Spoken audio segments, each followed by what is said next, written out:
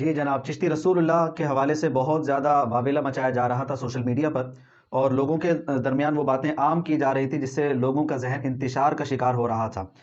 اللہ کے فضل و کرم سے ہمارے اکابرین کا وہی تصور ہے، وہی طریقہ کار ہے جو 1400 سال سے چلتا ہوا آ رہا ہے۔ جب تک یقینی طور پر بات پتہ نہ ہو کہ فلاں شخصیت نے یہ بات کی ہے یا نہیں کی، تب تک ہم اس کے لیے کوئی فیصلہ صادر نہیں کر سکتے ہیں۔ صرف سنی سنائی باتوں پر یا ان کی طرف منسوب باتوں پر فتویٰ نہیں دیا جاتا ہے۔ جو معاملہ چل رہا تھا چشتی رسول اللہ کے حوالے سے کہ فلاں کتاب میں یہ لفظ آ گئے ہیں، فلاں کتاب میں فلاں بزرگ کی نسبت سے یہ لفظ آ گئے ہیں، تو یہ کیوں آ گئے ہیں؟ تو ان بزرگوں کی طرف برے کلمات کا انتساب کیا جا رہا تھا۔ اب ہمارے دور میں مفتی منیب الرحمان صاحب نے ایک فتویٰ صادر فرمایا گیا، اور ہم اس کو بہت زیادہ سراہتے ہیں اور بہت زیادہ مبارکباد دیتے ہیں مفتی صاحب کو کہ انہوں نے یہ جرت کی اور مفتی صاحب نے یہ کلام کیا اور یہ فتویٰ صادر کر دیا، اور کئی علماء کرام کے اس پر سگنیچر ہیں اور کئی علماء کرام کے اس کے اندر فتاوی شامل ہیں۔ جو کلمات کتابوں میں آتے ہیں یقیناً ان پر کسی کا اعتماد نہیں ہوتا جب تک وہ کلام اللہ اور اس کے رسول کے مطابق نہ ہو، کیونکہ ہم نے بذات خود تو کسی ذات سنے نہیں ہے۔ اب جو واویلا مچایا جا رہا تھا اس کا بالکل کلا کما کر دیا گیا۔ مفتی منیب الرحمان صاحب نے بہت بہترین اور نفیس تحریر ارشاد فرمائی ہے، بہترین فتویٰ صادر فرمایا گیا، اور اللہ تعالیٰ ان تمام ہمارے علماء اہل سنت کو بہت برکتوں سے نوازے اور ان کا سایہ تادیر ہمارے سروں پر قائم و دائم فرمائے۔ آپ ارشاد فرماتے ہیں مختلف علماء کرام کے حوالے سے کہ جتنی بھی کتابوں میں یہ باتیں آئی ہیں ہم ان باتوں کو اکابرین کی طرف منسوب نہیں کر سکتے ہیں۔ علامہ شامی کے حوالے سے بھی لکھا، اعلیٰ حضرت امام احمد رضا خان صاحب کے حوالے سے بھی لکھا، اور جب تک ہمیں یقین نہ ہو کہ یہ بات فلاں نے کہی ہے تب تک ہم فتویٰ صادر نہیں کر سکتے ہیں۔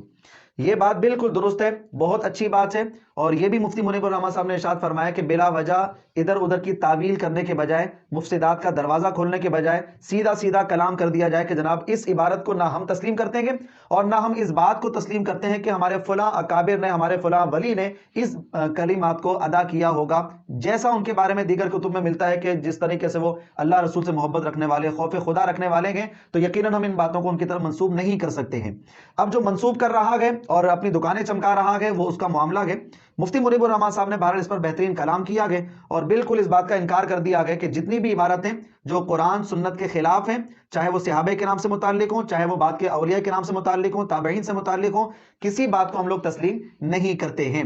اسی طریقے سے مفتی منیب الرحمان صاحب شیخ محی الدین ابن عربی کے حوالے سے لکھتے ہیں، جس طرح ان کی کتابوں میں بہت زیادہ تحریفات کر دی گئیں، ان کے نام سے بہت زیادہ غلط باتیں منسوب کر دی گئیں، اور یہ متفق علیہ باتیں تمام علماء کرام اس کو ارشاد فرماتے گئے کہ یہ ان کی کتابوں میں تحریفات کر دی گئی تھی، بہت زیادہ اس کے اندر غلط کلمات، کفریہ کلمات تک آ گئے، جس کی وجہ سے ان کی طرف منسوب کلام کیا جاتا گیا۔ تو وہ ایسے نہیں تھے، سب جانتے ہیں ان کو، اب ان کی طرف منسوب کر کے باتیں آ گئی ہیں تو بالکل ہم ان باتوں کا انکار کریں گے، لیکن ابن عربی پہ ہم کوئی فتویٰ صادر نہیں کر سکتے، اس لیے کہ انہوں نے یہ بات کہی ہے یا نہیں کہی ہم تو اس کے گواہ نہیں ہیں، ہمارے سامنے ذات موجود نہیں ہے، شخصیت موجود نہیں ہے، فتویٰ دینے کا بھی یہی طریقہ کار ہوتا ہے۔ ہاں یوں ضرور ہے کہ جب ایک بات چلتی ہے تو وہ بات پھیلتی پھیلتی پھر رواں ہی ہو جاتی ہے، چلنا ہی شروع کر دیتی ہے، جس طریقے سے ہمارے بزرگوں کے ساتھ ہوا گیا۔ پریس والے چھاپ رہے تھے، ہاتھ کے چھاپے ہوا کرتے تھے، 1 سے 2، 2 سے 3، 3 سے 4 چلتی چلی گئی، اور پریس والے کوئی عالم تو ہوتے نہیں ہے، لہذا وہ بغیر سمجھے بغیر کچھ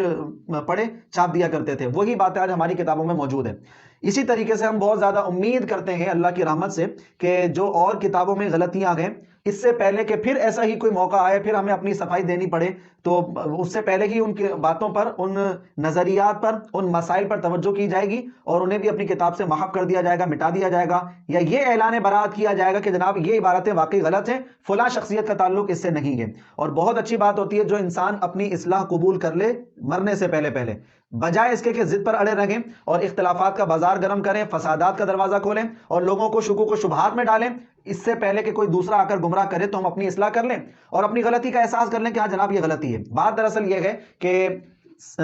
غلطیوں سے پاک صرف ایک کتاب ہے، وہ ہے اللہ رب العزت کا قرآن پاک۔ اس کے علاوہ دنیا پر لکھی جانے والی ہر کتاب انسان کی طرف سے آئی ہے، لہذا اس میں صحیح بھی ہوگا، غلط بھی ہوگا۔ اب بخاری کے اندر بھی، مسلم کے اندر بھی بہت ساری روایتیں ایسی ہیں جن پر ہمارے محدثین کو اعتراضات ہیں جو وہ قبول نہیں کرتے ہیں، بہت ساری کثیر روایات ہیں۔ خود اعلیٰ حضرت امام احمد رضا خان صاحب علیہ رحمۃ الرحمان کے فتاوی رضویہ میں بہت ساری باتیں ایسی ہیں جن کو ہم تسلیم نہیں کرتے کہ جناب یہ ان کا قول ہوگا، یہ ان کا فتویٰ ہوگا، کیونکہ جب ہم ان کی تحقیقات پڑھتے ہیں، ان کے اصول حدیث پڑھتے ہیں، اصول تفسیر پڑھتے ہیں، تو اعلیٰ درجے کی تحقیقات ہیں،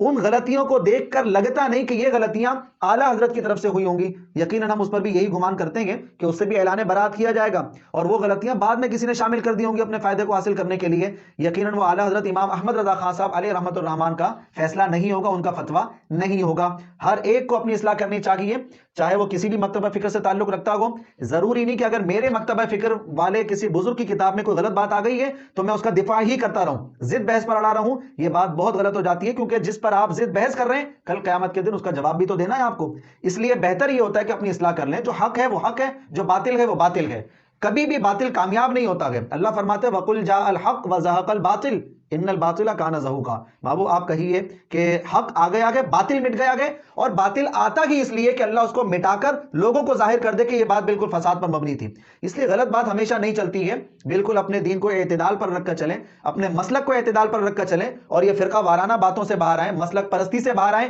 جو حق ہوگا وہ حق ہوگا، جو باطل ہوگا وہ باطل ہوگا، اس کی طرف ہمیں توجہ نہیں کرنی چاہیے۔ اللہ تعالیٰ ان تمام علماء اہل سنت کا سایہ تادیر ہمارے سروں پر قائم و دائم فرمائے۔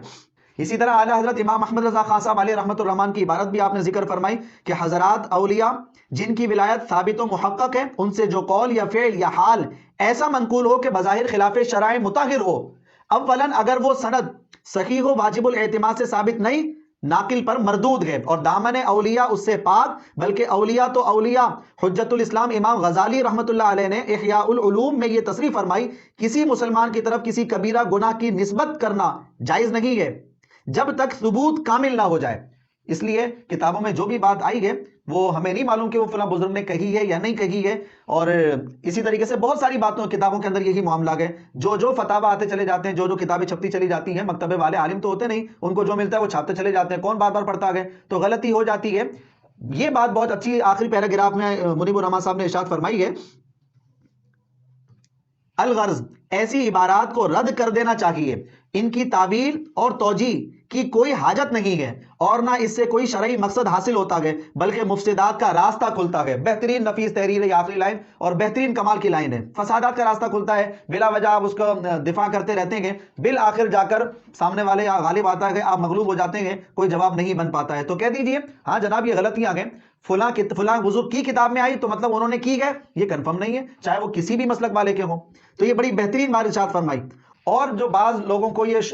ٹینشن پڑی ہوئی تھی کہ جناب فلاں بزرگ نے ایسا کر دیا، فلاں بزرگ نے ایسا کر دیا، فلاں نے اپنے نام کا کلمہ پڑھوا دیا، تو صاحب یہ تو ہم لوگ انکار کر رکھیں گے، سارے علماء اہل سنت انکار کر بیٹھیں گے، اور یہ آج نہیں، مفتی شریف الحق امجدی صاحب رحمۃ اللہ علیہ سے بھی یہی سوال ہوا تھا عبارتوں کے حوالے سے، انہوں نے بھی اس کا انکار کر دیا تھا۔ اب وہ صاحب پڑھتے نہیں ہیں تو الگ بات ہے، لیکن بہرحال ہمارے علماء اہل سنت اللہ کے فضل و کرم سے ہمیشہ حق کے ساتھ کھڑے ہوئے گے۔ بعض افراد ایسے آ جاتے ہیں بیچ میں جو غلطی کا دفاع کر رہے ہوتے ہیں، اس کا کوئی فائدہ نہیں ہوتا، لیکن علماء اہل سنت اللہ کے فضل و کرم سے ہمیشہ حق کے ساتھ ہی کھڑے ہوئے ہیں۔ اللہ تعالی ہم سب کو اپنی اصلاح کرنے کی توفیق عطا فرمائے۔